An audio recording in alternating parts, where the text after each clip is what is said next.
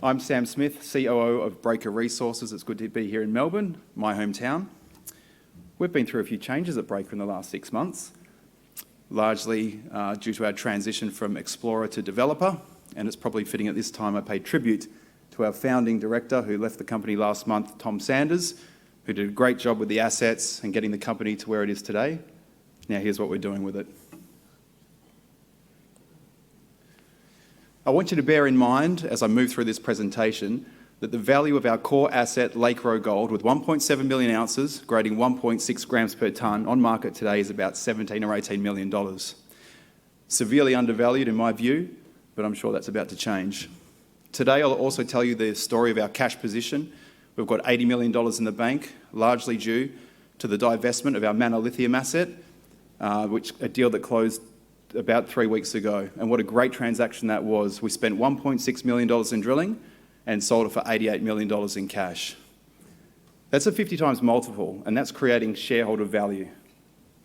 I'll also touch on our refreshed management team, and I'll go into our discovery pipeline. The last slide was called investment opportunity, but I think the real opportunity is investing in our team, and largely our geology team. They've got a DNA in exploration, and they've got a track record in discovery. They've done it 4 times now, at Bombora, the main deposit at our Lake Row project, the 2 satellite deposits around Bombora, and at Mana Lithium, the project I just mentioned before. And it's a tantalising prospect to think that we've just sent a drill rig up to our Eularing project, 60 kilometres away from Chalice's Julimar in Western Australia, and 60 kilometres south of Caravel's Bindi project. We pegged that tenement in 2014, and we're just drilling it now. I'll tell you a little bit about that discovery potential later on in the presentation.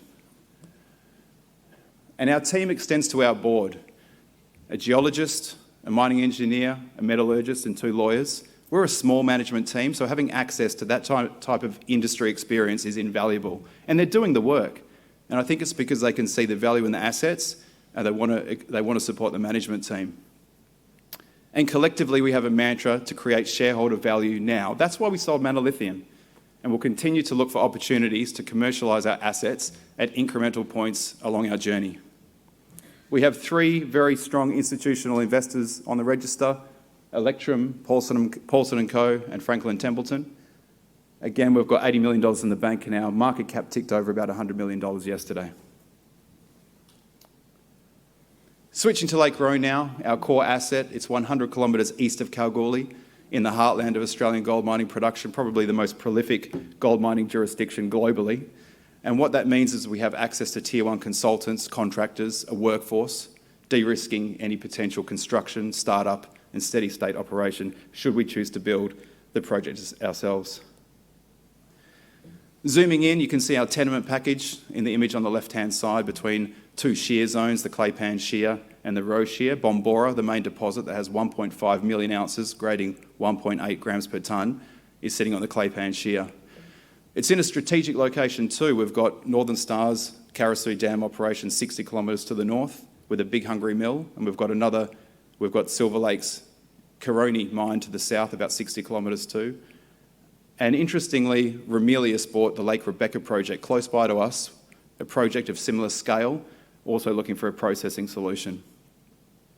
The image in the middle, you see those pink dots, that's some 330,000 metres of diamond and RC drilling that we've put into the project to define the geology. It's hosted in a dolerite sill. It's 300 metres wide, but the mineralised quartz dolerite zone is 150 metres wide. And you can see a depiction of that. It goes to 3 kilometres of strike. You can see a depiction of that in the drone photo on the right-hand side. Having a look at the long section now, our geology is defined by 3 lode orientations. There's steep lodes, flat lodes, and west dipping lodes. And it's at the intersection of those lodes where we get high-grade gold mineralisation. And that goes right through the dolerite sill, creating cigar-like mineralised shapes, probably best depicted, and you can see the drill results around the page, but best depicted by, where's the laser? I'm not going to get that. These flat structures to the north, to the right-hand side of that image, those red lines that plunge gently, which is the focus of our drill campaign at the moment. So that is the future of the mine underground. We did a scoping study in April this year, and the result of that is that open pit there. I'll go into in more detail about that later on in the presentation. But the focus of our drill campaign at the moment is drilling those flat structures there.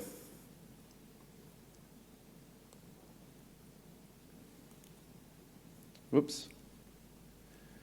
As a result of the 330,000 metres of drilling that were put into this, 87% of the material in the open pit is in the indicated category. So we don't need to do any more drilling there. And that's depicted by the dark blue shape in the image on the left-hand side.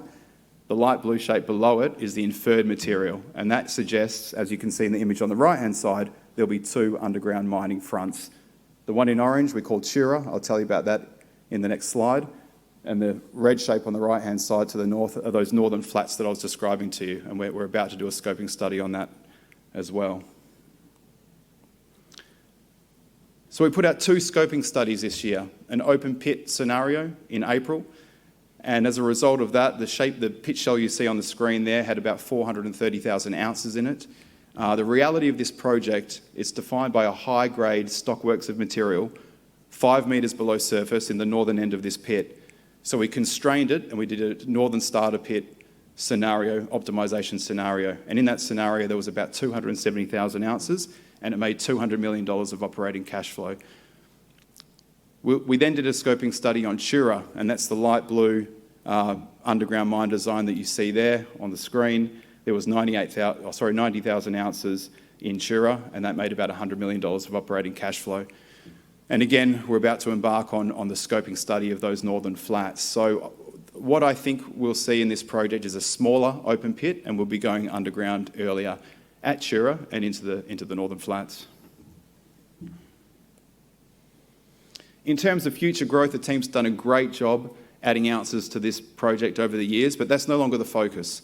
I want to see the financial metrics associated with the deposit as it is right now. I think there's still a long way to go, but the deposit's getting deeper and it's getting more expensive to drill. So that's why we're focused on commercialising the asset the way it is and getting those scoping studies done. In the event that we do need to make this asset camp scale, I've asked our geology team to put together a priority drill target list. Our geology manager, Stefan Rideau, who is brilliant, has put Manigold at the top of that list. It's 15 kilometres south of Bombora, well within long haul distance. It's situated on the Roe Shear, the same shear that hosts Carosue Dam, and it's in the right geological setting. So given their DNA and exploration and discovery, I'm inclined to provide a bit of budget early next year to send a team of geologists down there to do some exploration. I want to be transparent about the activities we're doing in terms of our development program. One of the most important things we're doing is a manual pit planning process. The image that you see on the left-hand side is a manually drawn pit shell. That's been derived from cutting our deposit into cross sections at 20-metre increments through that northern starter pit and plotting it out on big A0 paper using northings, eastings and RL to get a view on where we think the gold actually sits and putting our own version before we put it in the hands of consultants. It gives us something to compare it to. We'll have to do that inevitably anyway. We'll have to run it through the Whittle optimisation software, but we just want to get an idea of where that stockworks actually sits because we're doing an open pit and underground trade-off study. As a result of that, we'll find out how much material this operation is going to make. That'll give us a view on right-sizing the size of the process plant, and then out of that we'll get a CapEx for the process plant and an OpEx from that process plant, and we'll run it through our optimisation. Again, it's an iterative process, but we'll get a better line of sight for our development studies moving forward. We're doing permitting. That's an ongoing thing happening in the background. We had a geotech report come back from our mine design at Chura. There were no red flags there, so we'll take that design through to our next phase of development studies. And how that fits into the overall timeline, I just mentioned those activities we're doing right now. We intend to get a phase 1 development study out by the end of first quarter of next calendar year. And again, that will be bolting together the northern starter pit, Chura, and then the northern flats scoping study. So we'll get a feeling very quickly as we try and stack up a reserve to make this a standalone project. And then we'll roll out of that with a view to completing a DFS at the end of next calendar year. In terms of funding, I mentioned we have $80 million in the bank, largely due to the divestment of Mana Lithium. Inclusive in that deal was a 1.5% net smelter royalty on on non-precious metal production on the 2 tenements that we sold to Global Lithium 1. So there's value in that as well. So we still have exposure to additional lithium discoveries on those 2 tenements.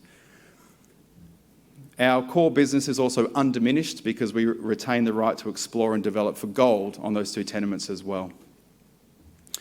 Typically, companies in our position with $80 million in the bank, companies of our size, have numerous options at their disposal. We could look at capital returns to shareholders, reinvesting through the drill bit, acquisitions, options, and we've got loads of them. And we'll consider all of those options and we'll do what's right for shareholders. Just quickly before I finish up, I mentioned a discovery pipeline. We pegged this tenement in 2014 in the Western Yilgarn, again 60 kilometres away from Chalice's Julimar discovery. So we've been sitting on it for quite a while. Before that region was a burgeoning base metals jurisdiction. There was a ground EM survey target on there donated by the previous owner that was never drilled. So we've got a walk-up start there. We don't need to do the geophysics. We sent a drill rig there 6 weeks ago. There's also a copper gold system there, historical drilling, 60 metres from surface at 0.8 grams per tonne and 0.2% copper. So there's a known copper gold system there and we're keen to get across it, and we're there at the moment drilling it. So I'm really hoping this will be our next discovery. Just a quick word on ESG with all of our projects as we move forward. Of course, we'll be looking after the environment and giving opportunities to the communities where our projects are. So in the wrap-up, we're moving forward with rapid and visible change. We've got $80 million in the bank. We're sitting on 1.7 million ounces of gold. We've got a cohesive board and management team, and we've got a really strong discovery pipeline. Put us on your watch list.